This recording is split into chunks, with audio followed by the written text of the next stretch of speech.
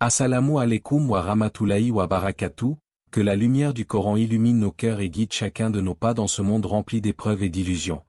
Il existe une lumière qu'à la place dans les cœurs sincères, une lumière qui distingue le vrai du faux, le bien du mal, la paix du trouble. Mais parfois, cette lumière est obscurcie, non pas par des ténèbres visibles, mais par des influences humaines qui détruisent silencieusement notre foi, notre paix, et notre relation avec Allah.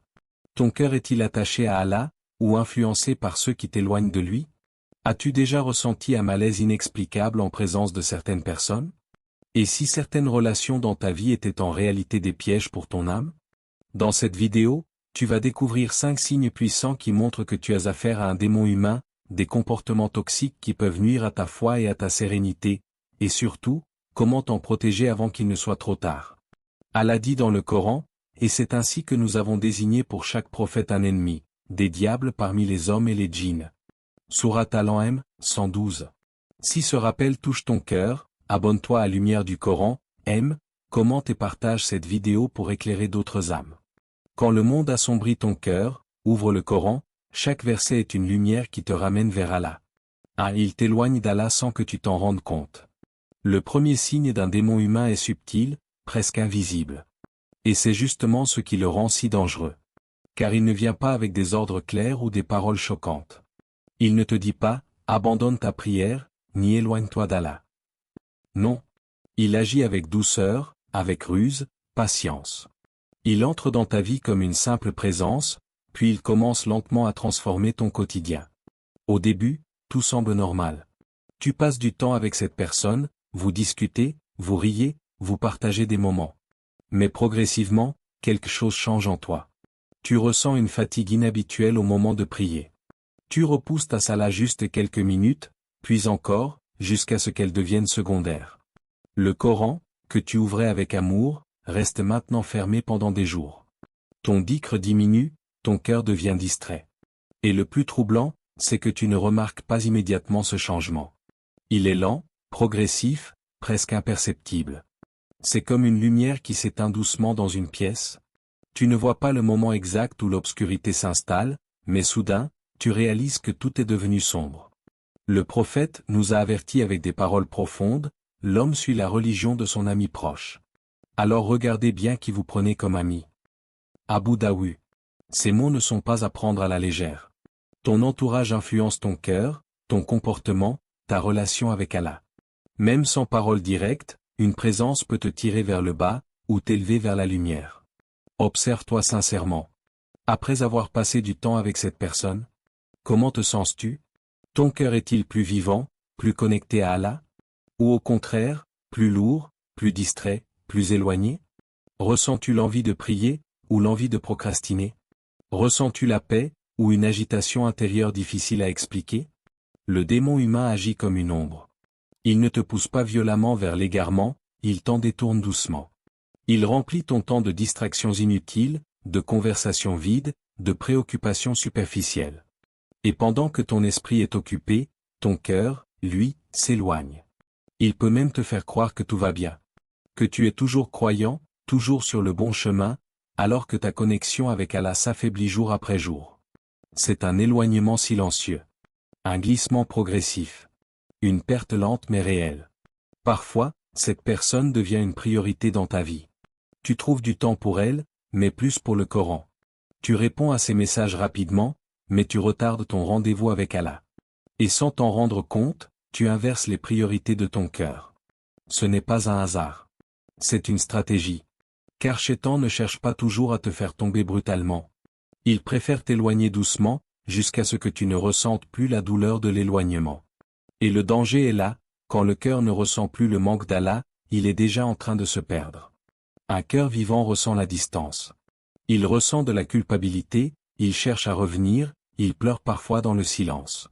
Mais un cœur influencé, distrait, entouré de mauvaises fréquentations, peut devenir insensible. C'est pour cela que tu dois être vigilant. Très vigilant. Car tout le monde qui t'entoure ne veut pas forcément ton bien spirituel. Certaines présences sont des épreuves. Certaines relations sont des tests.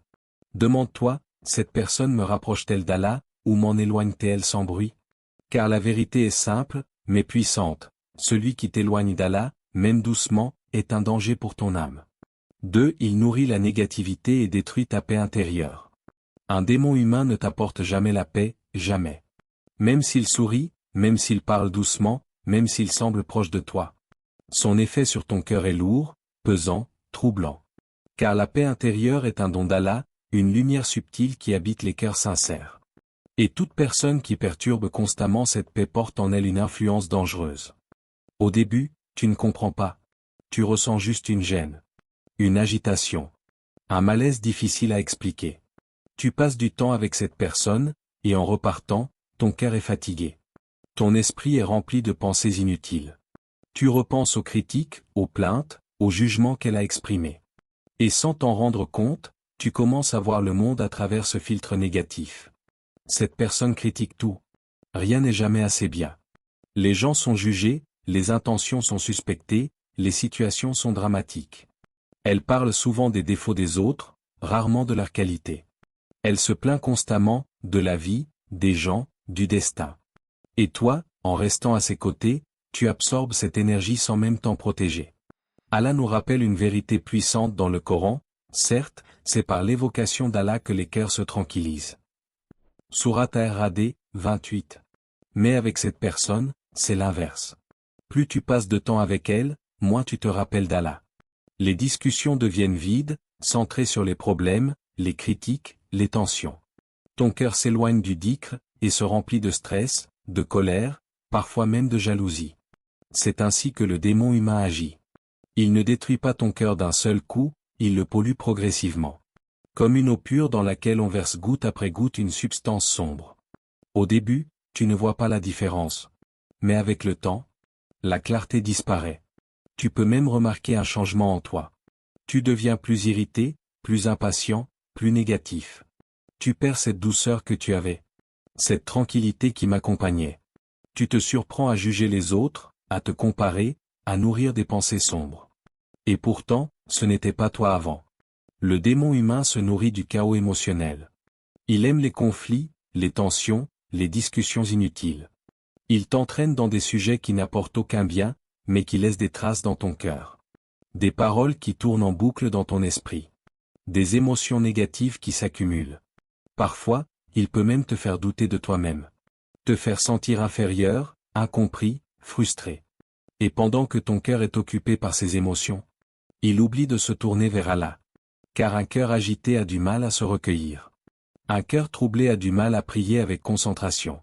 Un cœur rempli de négativité perd peu à peu sa lumière naturelle. La paix intérieure n'est pas un détail. C'est un signe. Un signe que ton cœur est connecté à Allah. Un signe que tu es sur un chemin de lumière. Alors si une personne entre dans ta vie, et que ta paix disparaît, si ton cœur devient lourd, si ton esprit devient agité, si ton âme perd sa sérénité, ce n'est pas quelque chose à ignorer. Ce n'est pas une coïncidence. Certaines présences apaisent ton cœur, te rappellent Allah, t'encouragent à être meilleur, te donnent envie de prier, de faire du bien, de sourire sincèrement.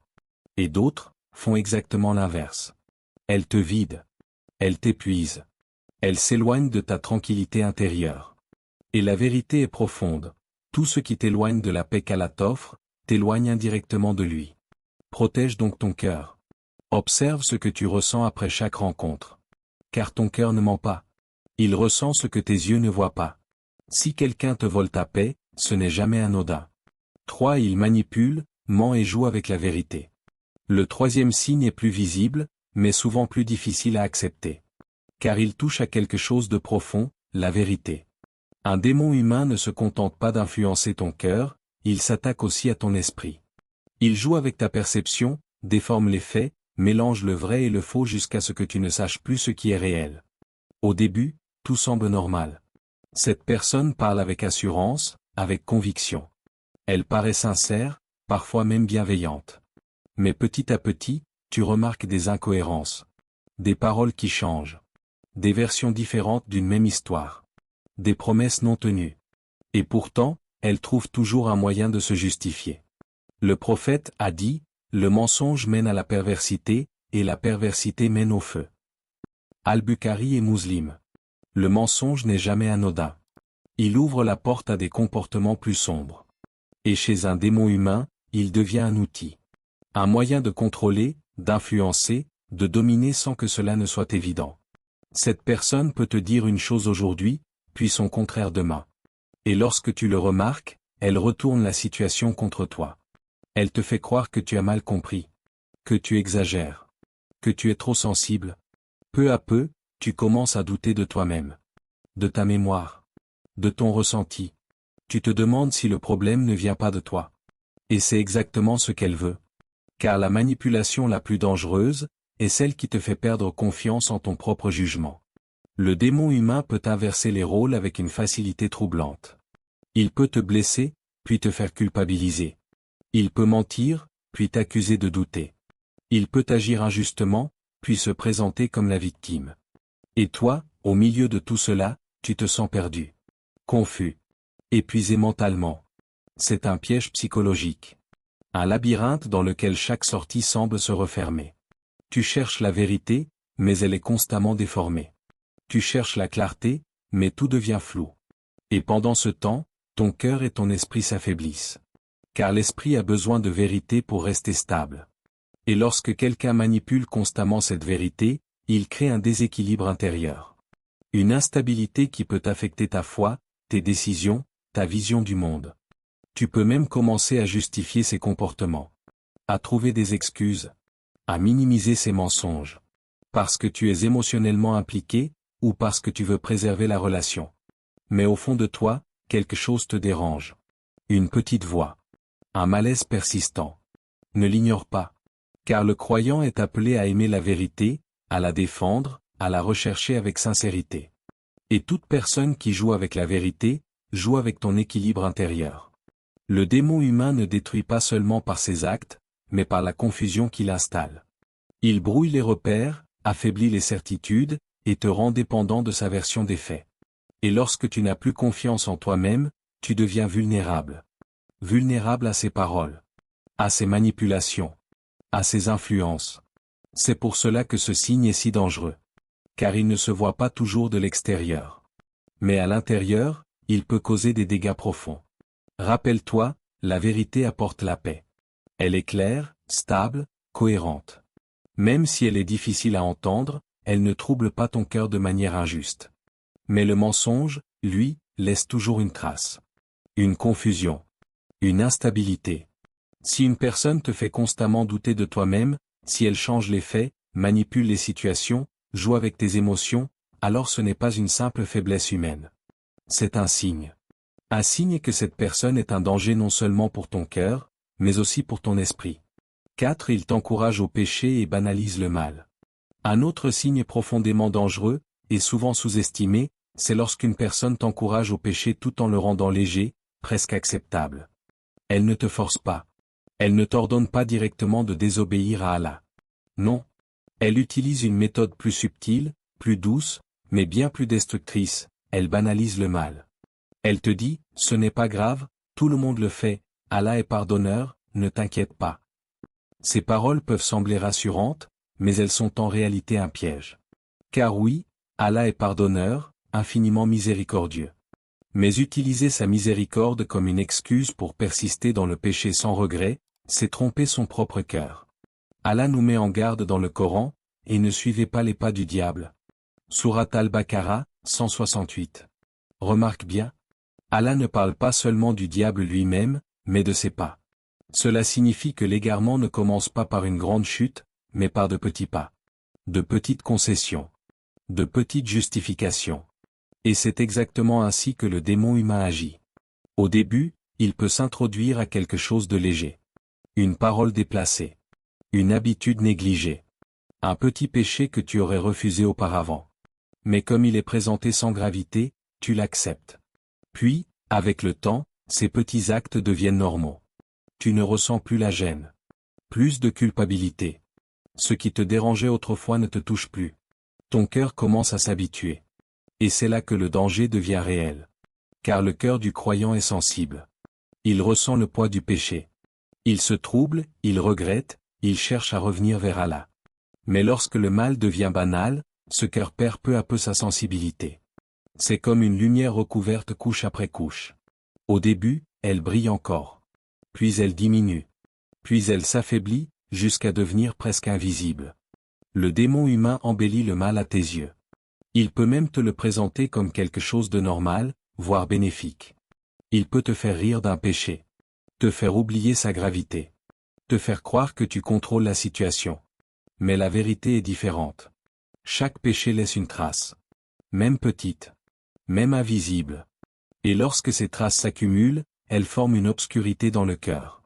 Tu peux commencer à remarquer un changement en toi. Moins de motivation pour prier. Moins de concentration. Moins de goût pour le Coran. Une lourdeur intérieure que tu ne comprends pas toujours. Et pourtant, la cause est là. Ce ne sont pas toujours les grands péchés qui détruisent le cœur. Ce sont souvent les petits, répétés, acceptés, normalisés. Et dans ce processus, le démon humain joue un rôle dangereux. Car il ne te laisse pas seul face au péché. Il t'accompagne. Il te rassure. Il te donne l'impression que tout va bien.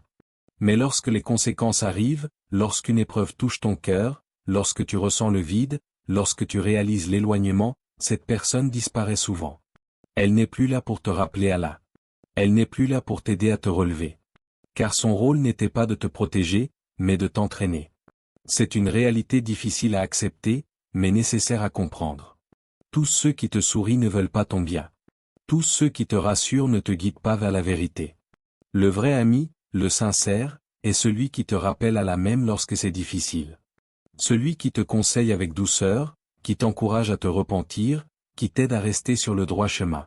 Mais celui qui te pousse vers le péché, même avec des mots doux, met ton âme en danger. Reste donc vigilant. Observe ce que cette personne rend normal dans ta vie. Observe ce qu'elle t'encourage à faire. Car ce qui est banal aujourd'hui, peut devenir un lourd regret demain. 5. Il crée la division et brise les relations sincères.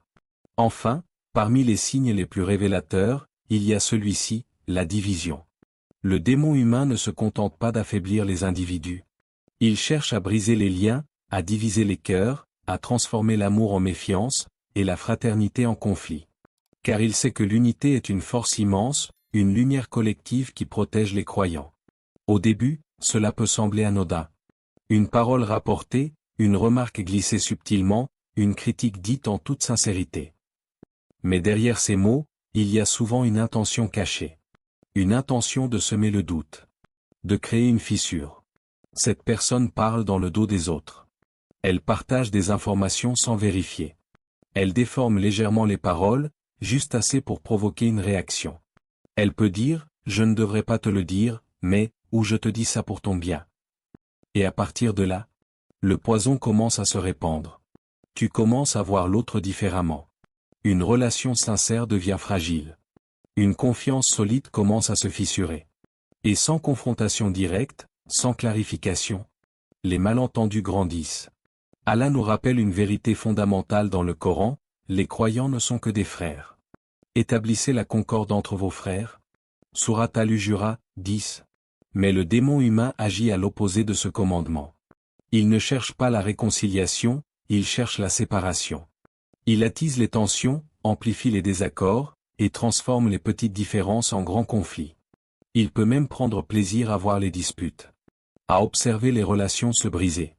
À être au centre de l'attention lorsque les tensions explosent. Et souvent, il agit dans l'ombre. Il dit une chose à l'un, et une autre à l'autre. Il crée deux versions d'une même histoire. Il joue avec les émotions, les perceptions, les susceptibilités. Le résultat? Des cœurs qui se ferment. Des liens qui se cassent. Des familles qui se divisent. Des amitiés qui disparaissent. Et tout cela, à cause de quelques paroles. Le prophète a sévèrement mis en garde contre ce comportement. Il a dit que celui qui colporte les paroles pour semer la discorde ne rentrera pas au paradis, rapporté dans les recueils authentiques. Cela montre à quel point la division est grave en islam. Car l'unité n'est pas seulement sociale. Elle est spirituelle. Lorsque les croyants sont unis, ils se soutiennent, se conseillent, se protègent. Leur foi se renforce mutuellement. Leur cœur reste connecté à Allah. Mais lorsqu'ils sont divisés, chacun devient plus faible. Plus vulnérable. Plus isolé. C'est exactement ce que recherche le démon humain. Il sait qu'un cœur isolé est plus facile à influencer. Qu'une personne coupée des autres est plus fragile. Alors il détruit les ponts. Il casse les liens. Il éloigne les gens les uns des autres, jusqu'à ce que chacun lutte seul. Et dans cette solitude, la foi peut s'affaiblir. Observe bien autour de toi. Si une personne est toujours impliquée dans des conflits, si elle est au centre des disputes, des tensions, des malentendus, ce n'est pas un simple hasard. Ce n'est pas une coïncidence. Car une personne sincère cherche la paix. Elle apaise, elle réconcilie, elle protège les liens. Même lorsqu'elle est blessée, elle ne cherche pas à détruire, mais à réparer. Mais le démon humain fait l'inverse. Il détruit plus qu'il ne construit. Il divise plus qu'il ne rassemble. Il complique plus qu'il ne simplifie. Et le plus dangereux, c'est qu'il peut parfois se cacher derrière de bonnes intentions apparentes. Il peut prétendre vouloir clarifier, aider, protéger, alors qu'en réalité, il alimente le feu. Rappelle-toi toujours, une parole peut rapprocher les cœurs, ou les briser. Protège donc tes relations sincères. Ne laisse pas une voix extérieure semer le doute dans ton cœur sans vérifier. Cherche la vérité directement. Préserve les liens qu'Allah t'a accordés. Car celui qui brise les cœurs, porte une lourde responsabilité. Et celui qui divise les croyants, porte en lui une influence destructrice.